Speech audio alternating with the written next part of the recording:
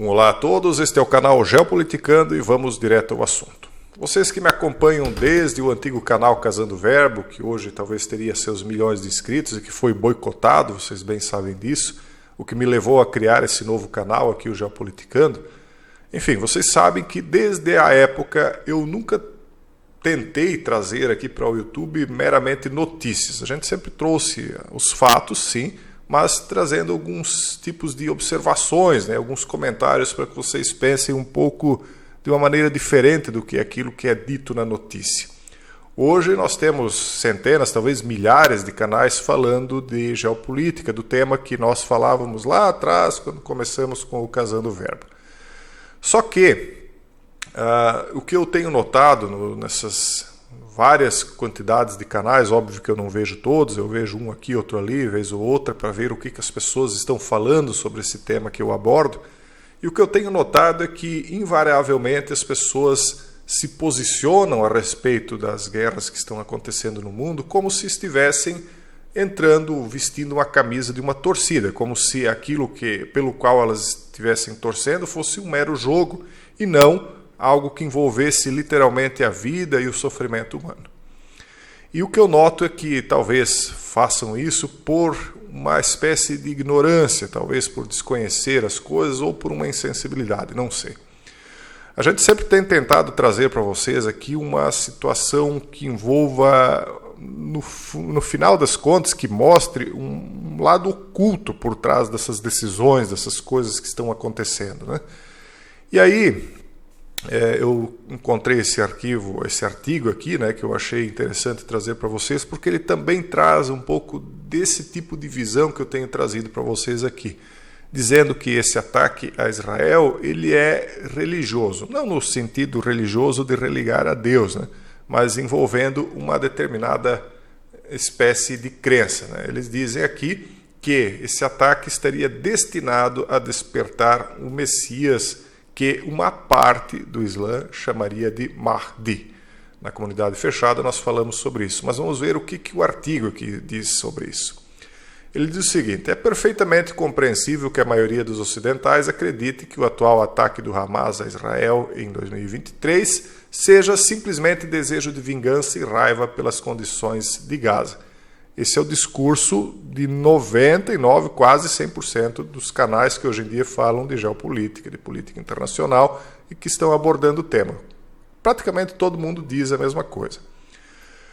Mas, em vez disso, você precisa saber que o impulso final do financiamento do Hamas pelo Irã, segundo a matéria aqui, é inaugurar a chamada Era do Mahdi. Lembram quando eu falei para vocês lá da comunidade sobre isso? Ele seria uma espécie de Messias. Eles não chamam de Messias, mas é uma espécie de salvador, um líder político, religioso e militar deles. Essa guerra para destruir totalmente Israel é agora, segundo o artigo aqui, liderada pelo Islã xiita do Irã, que procura trazer o fim dos dias. Assim, a doação de Biden de 6 mil milhões ou 6 bilhões de dólares ao Irã resultaria em guerra garantida, dada sua teologia. Então, ao mesmo tempo em que Biden está lá dentro de Israel, prestando solidariedade a Benjamin Netanyahu e ao povo de Israel por conta do bárbaro ataque que aconteceu contra civis, mulheres, crianças, ao mesmo tempo em que ele faz isso nessa quarta-feira passada, por outro lado, ele pertence a uma vertente política norte-americana que remete dinheiro aos ao Irã. Então é como que um morde e assopra, um jogo duplo, aparentemente, assim, olhando friamente e a grosso modo. O artigo continua dizendo o seguinte: os xiitas acreditam que uma guerra massiva vai salvar o mundo. Será que é isso mesmo? É o que o artigo está dizendo. E que a menos que uma guerra colossal envolva Israel, então o seu salvador, o Mahdi, não poderá reaparecer para trazer a paz e as bênçãos prometidas durante 14 séculos. Mas ele fala que isso é uma classe específica de pessoas que não são todos os xiitas, que não são todos os iranianos, mas uma determinada classe, pelo menos é o que eu consigo entender aqui, de uma espécie de classe dominante de iranianos dentro do Irã, que estaria por trás desses ataques, que sentiriam-se então numa posição única para representar o fim dos tempos, alcançado pelo regresso do Mahdi de um sono profundo. Esses iranianos seriam então quase inteiramente xiitas que acreditam nesse personagem mítico. Mítico para o artigo. 12er Shia, que nós já explicamos para vocês também, os 12er, lá na comunidade, conta a história do imã oculto Muhammad al-Mahdi, ou simplesmente o Mahdi, que significa aquele divinamente guiado. No ano 874 d.C., o filho de 6 anos do 11º imã escondeu-se para se proteger da perseguição do Império Abássida reinante. Os xiitas acreditam que ele se escondeu em uma caverna abaixo de uma mesquita em Samarra. Esta caverna está bloqueada por um portão que os xiitas chamam de Bab al-Gaibah, ou portão da ocultação. Este é um dos locais mais sagrados do Islã xiita, e os fiéis reúnem-se ali para rezar pelo regresso do 12º imã. A ocultação do Mahdi, conhecido como Gaibah em árabe, terminará com o seu regresso ao mundo para o juízo final. Esse período será marcado por convulsões violentas e ataques aos fiéis, mas no final o Mahdi levará o mundo à paz. Então vocês vejam como há uma confluência de várias profecias, de várias vertentes. Se você parar para analisar, eles falam aqui do Dajjal nessa profecia. Quem é o Dajjal? Seria uma espécie de anticristo, E eles falam também de Isa. Isa seria para eles Jesus, que eles não veem como um Messias, mas como um profeta que iria ajudar o Mahdi.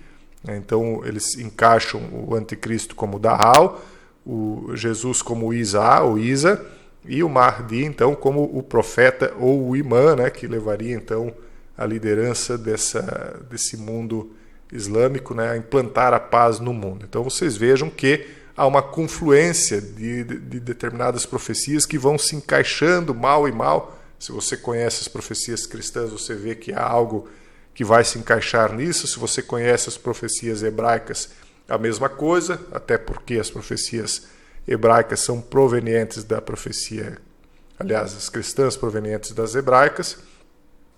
E você pegando até mesmo religiões nórdicas, orientais, inclusive as politeístas, não só as monoteístas, elas também têm profecias como a do Ragnarok e outras tantas que vão se encaixando nessa história de que haverá um tempo final, como diz existem tantas, a gente até esquece, que haveria então um tempo final em que todas as forças do bem e do mal se confrontariam sobre a Terra, que é aquela dualidade da qual a gente sempre fala, do Segredo 88.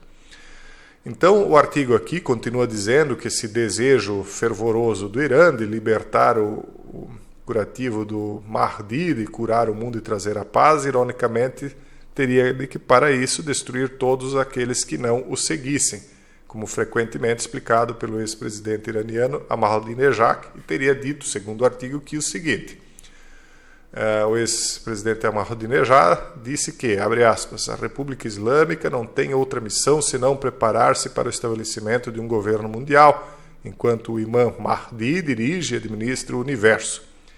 E a percepção e visão Mahdavi, ou Mahdismo, são o método perfeito para a administração e direção do mundo. Ele definiu o Mahdismo como a estratégia definidora da República Islâmica, um plano abrangente, política estratégica, um regime político e visão de mundo. Dentro deste contexto, está determinado que o advento do Mahdi... saiu aqui da página. Que o advento do Mahdi é inevitável, mas também que pode ser acelerado através da ação humana. Então, essa ideia de acelerar determinadas profecias através da ação humana, ela está também, por exemplo, em determinadas classes de pessoas, agora tirando aqueles que acreditam nessa profecia aqui especificamente, mas em pessoas que usam, por exemplo, a estrela do caos como um símbolo. O que é a estrela do caos? Uma estrela de 8 pontas com setas nas pontas. Então eles acreditam que implantando o caos no mundo inteiro, eles vão conseguir precipitar a transformação e a retirada do mundo do estado de decadência, que no final das contas eu acho que a humanidade inteira concorda que o mundo está num processo bem grande de decadência, mas eles acreditam que para tirar o mundo desse estado de decadência, eles têm que implantar ainda mais decadência, ainda mais caos, para acelerar de vez o estado de sofrimento, para que ele então se torne mais curto, o que na minha opinião é algo insano, né? Sinceramente, as pessoas que usam essa teoria do caos aí, para mim, é óbvio que existe lógica no que eles estão falando, mas eles estão trabalhando aí para forças de trevas, segundo a minha opinião, né? Cada um tem a sua própria opinião. Segundo o artigo aqui diz, paz pela morte. É importante aceitar que o caminho islâmico para a paz é alcançado. Enfim, aqui tem toda uma série de coisas aqui que eu não quero nem ler. Eu só queria, na verdade, não é que eu concorde com o que está escrito aqui no artigo, totalmente. Eu só trouxe a história que está aqui para que vocês conheçam, pelo menos superficialmente, a história do Mahdi e entendam que existe mais por trás do que nós estamos vendo, do que nós podemos ver nos meios de comunicação comum. Eles lá vão falar que a culpa é do fulano que caiu, que derrubou o hospital, não, a culpa é do Beltrano, e vão ficar discutindo essas coisas que obviamente têm importância também, tem, mas que não são o motivo por trás de tudo isso. Existem coisas muito mais profundas, né, que estão levando o Oriente Médio e, ao final das contas, o mundo inteiro, porque tudo se move em torno desse tipo de situação aí, que estão levando o mundo inteiro, então, para esse processo de decisão final, digamos assim, esse processo também que eu julgaria de um processo de separação. Nós estamos vendo um grande processo de separação entre duas espécies de pessoas. Bom, esse é o vídeo de hoje, pessoal. Espero que tenha sido proveitoso e que possa auxiliá-los a entender um pouco isso aqui e dar um princípio, né, de um assunto aí que, obviamente, vocês só vão entender se estudarem com mais profundidade. Novamente, esse é o vídeo de hoje. Um forte abraço a todos e até o próximo vídeo, se Deus quiser.